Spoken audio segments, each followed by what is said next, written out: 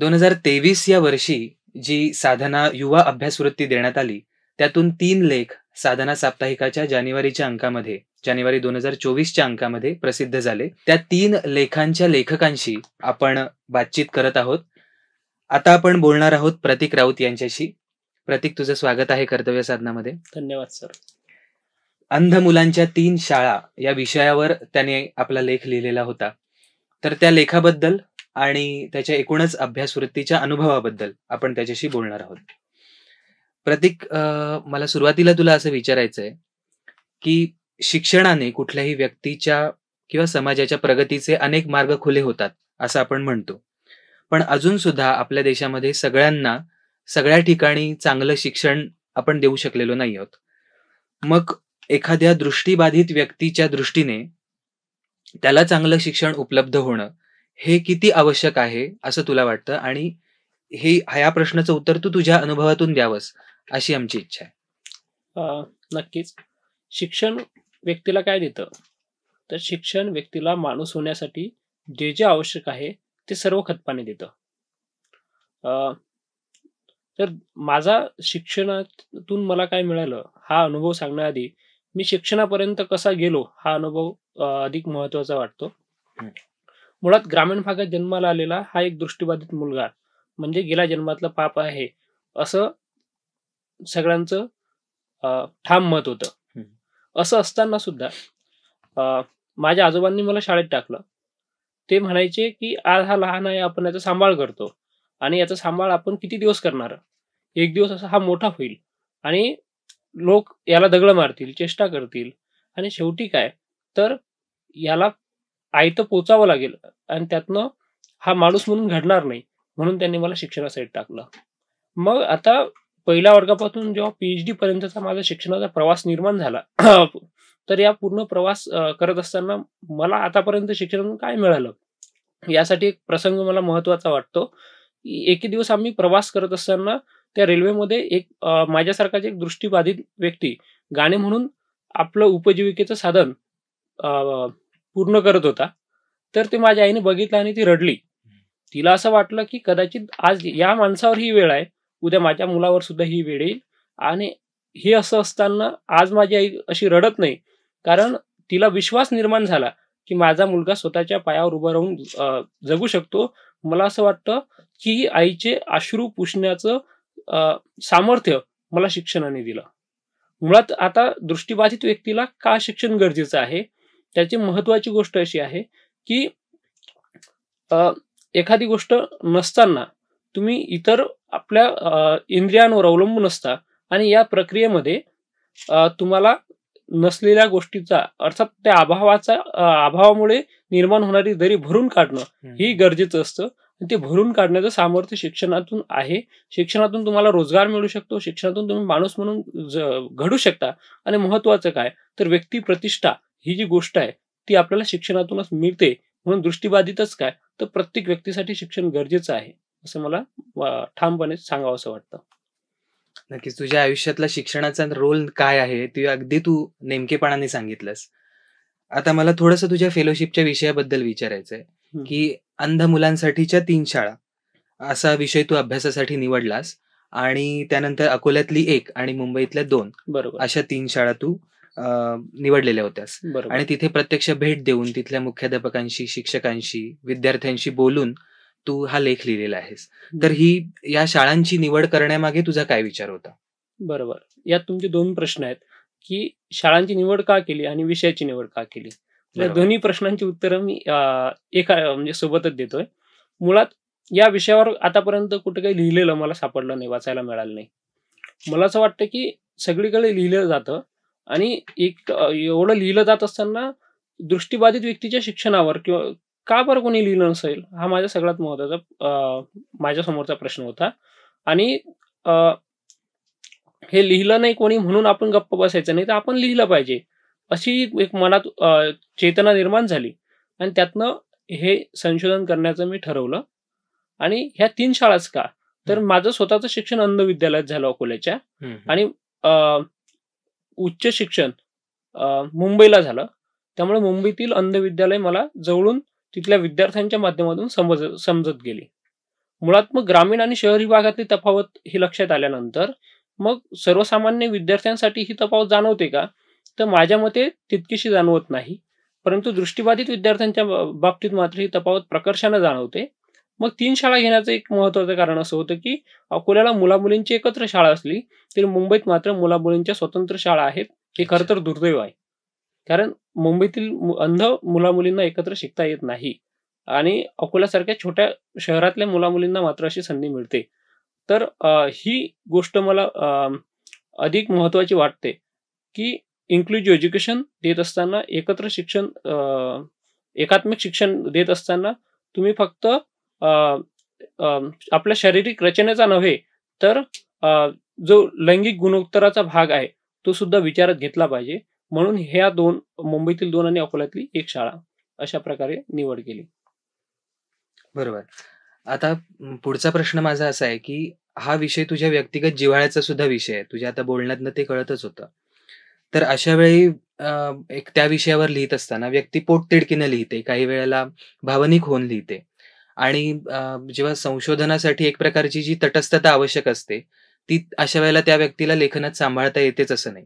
पण तुझा लेख जेव्हा आपण म्हणजे मी वाचला, त्यावेळेला असं लक्षात येतं, की तू जिव्हाळ्याने लिहिलेला आहेस. तो विषय समजावून घेऊन लिहिलेला आहेस. पण तू अत्यंत तटस्थपणे या अंधशाळांची चिकित्सा सुद्धा केलेली आहेस. तर हे जे बॅलन्सिंग होतं, हा समतोल होता, तो तू कसा सांभाळलास? मुळात आपण संशोधन म्हणजे काय, हे जेव्हा शिकतो, तेव्हा आपल्याला संशोधन नैतिकता म्हणजे रिसर्च इथिक्स हा भाग शिकवला जातो. त्यामध्ये संशोधकाने तटस्थ असावं, हे अतिशय महत्त्वाचं असल्याचं आपल्याला लक्षात येतं. आणि ही तटस्थता माझ्याही संशोधनात असली पाहिजे, हा मी सुरुवातीलाच घेतलेला निर्णय होता. आणि त्या तटस्थतेच्या मार्गातूनच मी सगळ्या गोष्टी अभ्यासल्या. मुळात हा विषय एकीकडे आत्मीयतेचा आहे, हे 100% सत्य. पण आत्मीयतेचा विषय आहे म्हणून आपण वाहवत जाणं, हे 100% चुकीचं आहे. कारण हा लेख जरी मी लिहित असलो, तरी मला हा असंख्य वाचकांपर्यंत पोहोचवायचा होता आणि अ, हे सगळं संशोधन करत असताना माझ्यावर खूप मोठी जबाबदारी होती. ती म्हणजे की आपण जो लेख देणार आहोत वाचकांसाठी, तो वाचकांचं मत तयार करणारा असेल आणि जर कोणी आपल्या स्टेटमेंटवरून त्यांचं मत तयार करणार असेल, तर आपलं ते वक्तव्य हे अधिक जबाबदारपणे असलं पाहिजे. यासाठी ज्या गोष्टी मला माहिती होत्या, त्या गोष्टीसुद्धा मी परत तपासून घेतल्या आणि माझं शिक्षण अंध विद्यालयात झालं हे सत्य आहे.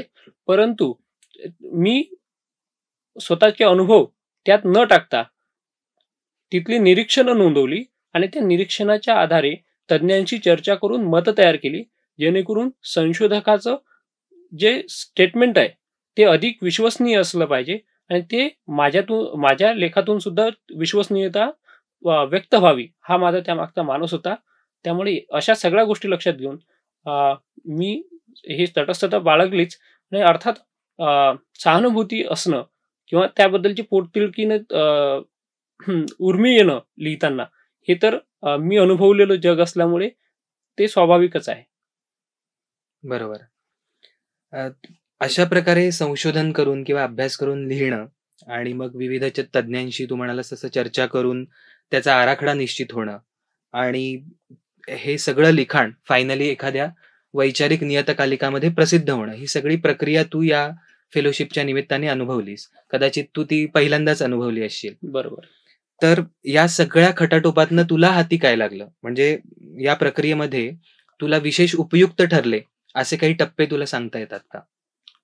निश्चितपणे मुळात फेलोशिपला अप्लाय करणं हाच एक माझ्यासाठी फार मोठा टप्पा होता. अच्छा. ती प्रक्रिया सुद्धा तू थोडी सांगितलीस तर खूप इंटरेस्टिंग. नक्कीच. मुळात अशा प्रकारच्या फेलोशिपला अप्लाय करावं असं काही माझ्या डोक्यात नव्हतं. एक दिवस सहज अंक डाउनलोड केला आणि आमच्या डिपार्टमेंटची माझी मैत्रीण आहे, तिला म्हटलं, तू अशा प्रकारची फेलोशिप आहे तर प्रयत्न कर, कदाचित तुला जमेल. मग तिला नेमका आराखडा कसा असावा हे की तिला जमत नव्हतं. मग मी सहज म्हणून लिहून दाखवलं, हे बघ अशा प्रकारचं असते. मग ते तिलाही आवडलं, मलाही आवडलं. आमचे मराठी विभाग प्रमुख आहेत सावित्रीबाई फुले पुणे विद्यापीठाचे डॉक्टर ओंगटे सर, यांना दाखवलं त्यांच्याकडून काही संस्कार त्याच्यावर झाले आणि त्यानंतर अप्लाय केलं आणि पुढची प्रोसेस जी बाकीच्यांची आहे तीच निवड प्रक्रिया पूर्ण झाली आणि एकंदरीत ही फेलोशिप मला जाहीर झाली. तिथपासून मात्र माझा एकट्याचा प्रवास होता. अर्थात साधनेच्या सगळ्या सहकाऱ्यांसोबत मुळात अनेक प्रकारचे अनुभव मला या दरम्यान आले. पहिला महत्वाचा अनुभव म्हणजे Victoria Memorial school for the blind ही मुलींची शाळा आहे दादरला. तेथील मुली ज्या सर्वसामान्य विद्यार्थ्यांच्या शाळेत शिकायला जातात ते सोशल रिपब्लिक लीग असं काहीतरी नाव मला आता थोडं आठवत नाही त्यांचं. ते दादरलाच ती शाळा आहे. तेथील मुख्याध्यापकांना मी भेटायला गेलो आणि त्यांनी जे काही वागणूक दिली ते मुळातच लेखक सगळं जिज्ञासूंनी वाचावी. आणि त्यांचं एक महत्वाचं वाक्य जे मला अद्यापही फार बोचलं ते म्हणाले की तुला इथं कोणी चौकशी करायला पाठवलं का. मला असं वाटतं की अशा प्रकारचे कटू अनुभव एकीकडे असताना दुसरीकडे कृष्णकुमार पाटील जे बालभारतीचे संचालक आहेत त्यांची अपॉइंटमेंट घ्यायला म्हणून गेलो. त्यांनी 15 मिनिटात वेळ दिली आणि चांगल्या प्रकारे चर्चा केली. दुसरी गोष्ट साधना या विश्वासाचं एक सगळ्यात मोठं उदाहरण मला सांगायला आवडेल. The national association for the blind जे वरळीला संस्था आहे त्यांच्या ब्रेल प्रेसमध्ये गेलो. त्यांना ब्रेल पुस्तकाबद्दल विचारत असताना सुरुवातीला त्यांनी टाळाटाळ केली आणि तेव्हा मी जेव्हा सांगितलं हे पण मी छापणार आहे साधनेत तेव्हा मात्र त्यांनी दिलेली वागणूक हे निश्चितच वाखाणण्याजोगी होती. तर अशा सगळ्या टप्प्यातून हे संशोधन लेख पूर्ण झाला. अर्थात साधनेच्या संपादकांनी सुद्धा 3 वेळा माझ्याकडून ड्राफ्ट लिहून घेतला आणि पुनर्लेखनाची सवय सुद्धा मला तिथेच लागली. त्यानंतर अचानक हर्षे सरांचा आलेला फोन हा माझ्यासाठी सगळ्यात मोठा डॉक्टर राजन हर्षे सरांचा फोन आला आणि हा सगळ्यात मोठा माझ्यासाठी आश्चर्याचा धक्का होता की एवढ्या मोठ्या माणसांना आपल्याशी बोलावं. त्याचबरोबर संभाजीनगरचे हरिदास सर आहेत त्यांचा फोन आला आणि या सगळ्या प्रक्रियेत अनेकांनी कौतुक केलं. नवीन विषय हाताळला म्हणून अनेकांना तो आवडला. पण लेख प्रकाशित होण्याआधी हेरंब कुलकर्णी सरांना पाठवला आणि त्यांनी मात्र फार महत्वाचं वक्तव्य केलं. ते मला अधिक मनापासून जपावं असं वाटतं त्यांचं वाक्य. ते म्हणाले की अद्याप हा लेख बालबोध आहे आणि याच्यात अधिक सुधारणा केली पाहिजे. त्यासाठी तू निवडलेल्या शाळांची संख्या कमी आहे आणि ह्या सगळ्या गोष्टी लक्षात ठेवून नंतर मात्र मी उच्च शिक्षणासाठी जर संशोधन करायचं असेल तर अनेक कॉलेजेस कसे घेता येतील आणि त्याचा अभ्यास कसा करता येईल हा आराखडा माझ्या डोक्यात तयार होत गेला. मला असं वाटतं ही प्रोसेस सुद्धा महत्वाची होती. बाकी साधनेत छापून आलं आणि हे महाविद्यालयातील प्राचार्यांना वगैरे दाखवल्यानंतर त्यांचा माझ्याकडे बघण्याचा दृष्टिकोनच बदलतो. कारण एवढ्या मोठ्या विश्वसनीय आणि 75 वर्षाचा प्रदीर्घ वारसा असलेल्या साप्ताहिकानं या आपल्या कॉलेजच्या मुलाचं काहीतरी छापावं हीच गोष्ट फार महत्वाची असते कॉलेजसाठी आणि अर्थात माझ्यासाठी सुद्धा. आणि या सगळ्या प्रक्रियेतून जे मला फलित दिसतं ते म्हणजे साधनाशी मी कायमचं आता जोडला गेलो. खरं तर तू आधीपासूनच साधनाशी जोडला गेला होतास असं म्हणायला पाहिजे, कारण तू अंकातच ही जाहिरात वाचलीस आणि त्यानंतर या फेलोशिपसाठी अप्लाय केलं होतंस. तू आता बोलता बोलता म्हणालास की मी 3 ड्राफ्ट्स केले होते याचे. तर तुझी त्यावेळेला संपादकांशी काही चर्चा झाली असेल तर ती काय स्वरूपाची होती ती सांगू शकशील का तू? निश्चितच. महत्वाची गोष्ट आहे की संपादक आपला प्रत्येक ड्राफ्ट हा काळजीपूर्वक वाचतात हे मला चर्चा करताना सुरुवातीला जाणवलं. कारण त्यामध्ये कोणता भाग वगळणं गरजेचं आहे, कोणता भाग त्याला आपण कमी शब्दात कसं करता येईल ते गरजेचं आहे. ह्या सगळ्या गोष्टी सर सांगत होते. त्याचबरोबर सुरुवातीलाच जेव्हा ड्राफ्ट पाठवण्याच्या आधी सर बऱ्याचदा महिन्याच्या अखेरीस रिपोर्ट घेऊन अहवालावर बोलत होते. तेव्हा त्यांनी वेळोवेळी सांगितलं की तुझं वाचन कमी आहे, तू हे वाचलं पाहिजे. त्याचबरोबर सरांनी अनेक तज्ज्ञांचे कॉन्टॅक्ट दिले. ह्या सगळ्या गोष्टी तर होत्याच, पण महत्वाची गोष्ट तर पुनर्लेखन कसं करायचं हे सुद्धा मला सरांकडून त्या प्रक्रियेत शिकायला मिळालं. तुझ्या या लेखामध्ये तुझ्या अकोल्याच्या शाळेतल्या एका व्यक्तीचा उल्लेख तू केला आहेस आणि त्यांचं नाव सारंगधर सत्कार भाऊ, बरोबर? व सत्कार. सारंगधर व सत्कार भाऊ. ओके. तर तू असं लिहिलंयस की त्यांना ऐकताही येत नाही आणि त्यांना बोलताही येत नाही. पण तरी देखील नेत्रहीन व्यक्तींशी संवाद साधताना त्यांना कुठलाही अडथळा येत नाही आणि त्यांना मुलांची भाषा कळते आणि त्यांचं म्हणणं मुलांना समजतं. असा ओझरता उल्लेख तू त्या लेखामध्ये केलेला आहेस. तर तू म्हणतोस त्याप्रमाणे खरोखरच ही आश्चर्य वाटावी अशी गोष्ट आहे. तर तू त्यांच्याविषयी थोडंसं सविस्तर सांगावंस अशी इच्छा आहे. नक्कीच. त्यांच्याबद्दल सांगण्याआधी मी भाषेचा विद्यार्थी असल्यामुळे सांगणं मला महत्त्वाचं वाटतं, की जे आपली शब्दांमध्ये अ, अ, बंदिस्त केलेली भाषा आहे ना, त्या भाषेपेक्षा शब्दांशिवाय जे आपण बोलतो, ती भाषा अधिक व्यापक आणि वैश्विक आहे. त्यामुळे त्यांच्यापर्यंत आपले शब्द जरी पोहोचत नसले, तरी भावना मात्र पोहोचू शकतात. बरोबर. आणि चेहऱ्याकडे बघून त्या व्यक्तीला काय म्हणायचंय, काय सुचवायचंय, याचे काही आवाके बांधणं हे त्यांना सहज शक्य होतं.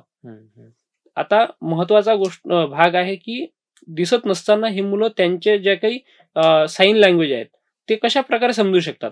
तर मुळात त्या वसतकार भाऊंचं एक मोठेपण म्हणजे त्यांनी स्वतःला सोबत डेव्हलप केलं.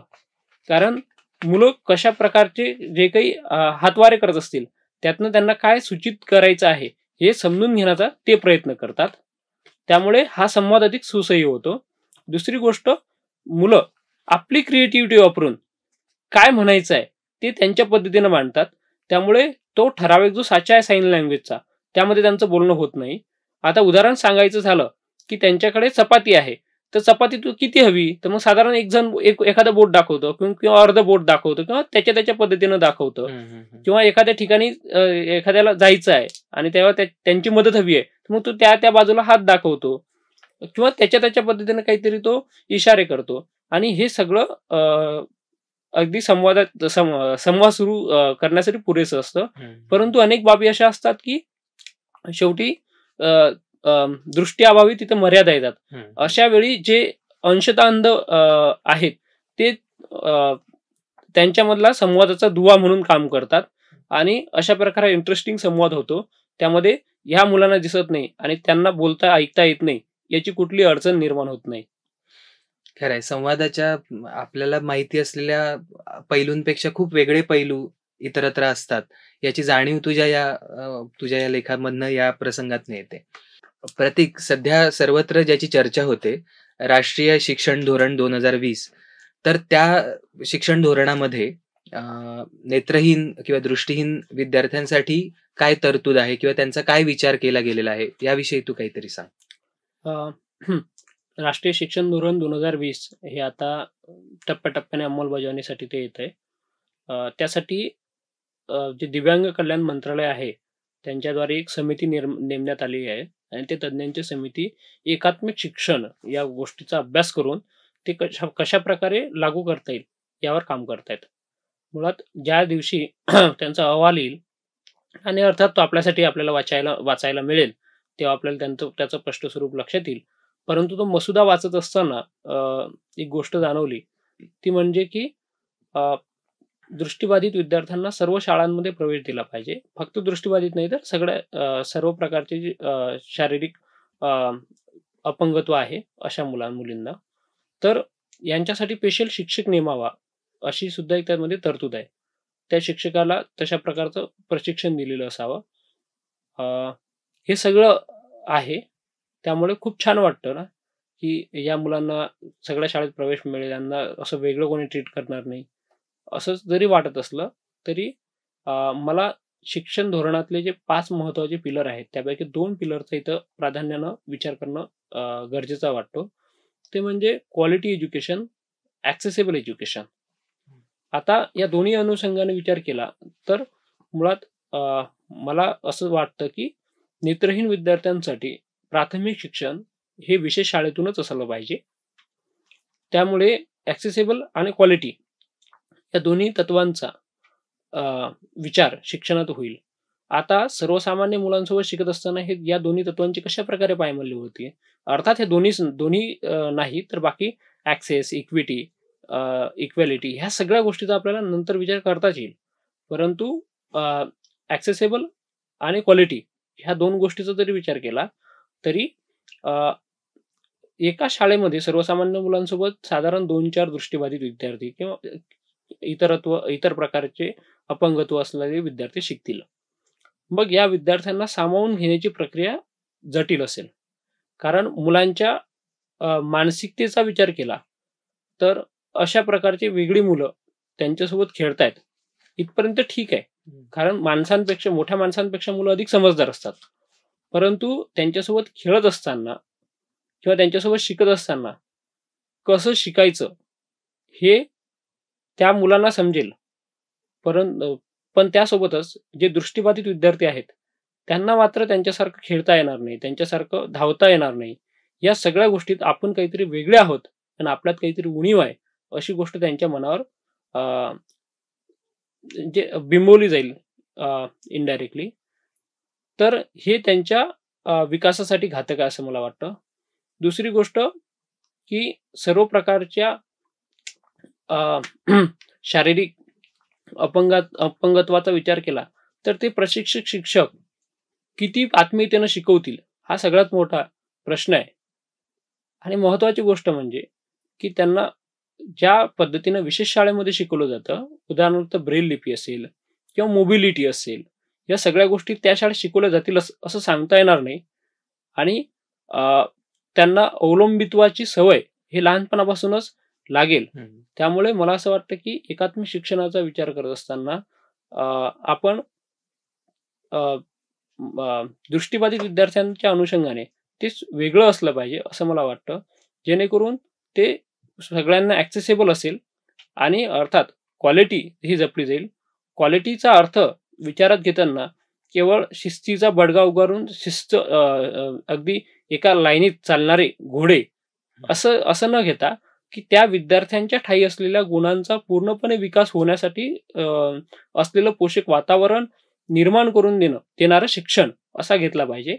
आणि ॲक्सेसेबलचा अर्थ केवळ त्याला शाळेत प्रवेश मिळतो एवढा न घेता की त्या शाळेतल्या असलेल्या प्रत्येक सुविधेपर्यंत तो विद्यार्थी पोहोचला पाहिजे.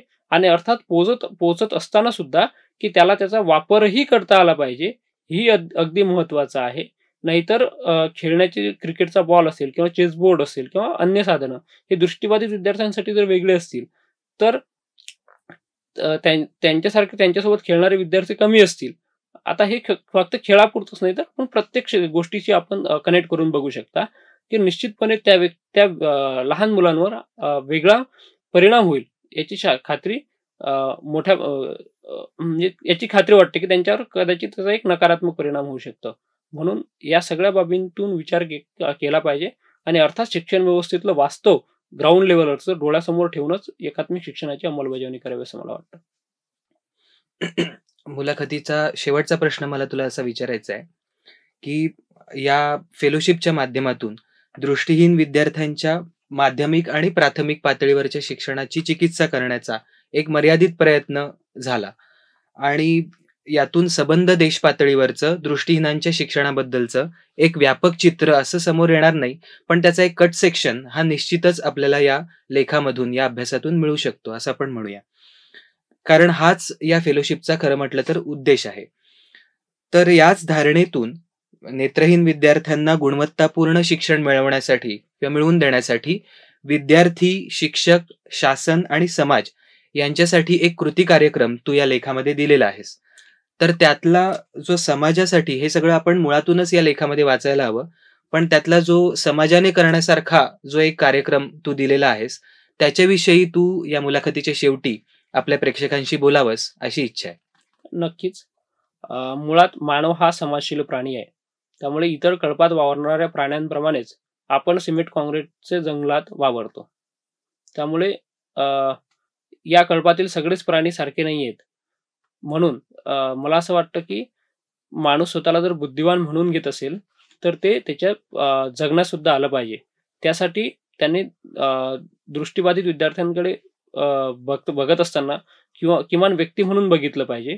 मुळात समाज काय करतो तर प्रत्येक दृष्टिबाधित व्यक्ती तुम्हाला दिसला तर अनेकांचं असं मत असतं की हा भिकारी आहे आणि त्याला लोक पैसे देण्याचा प्रयत्न करतात किंवा तत्सम वागणूक देतात.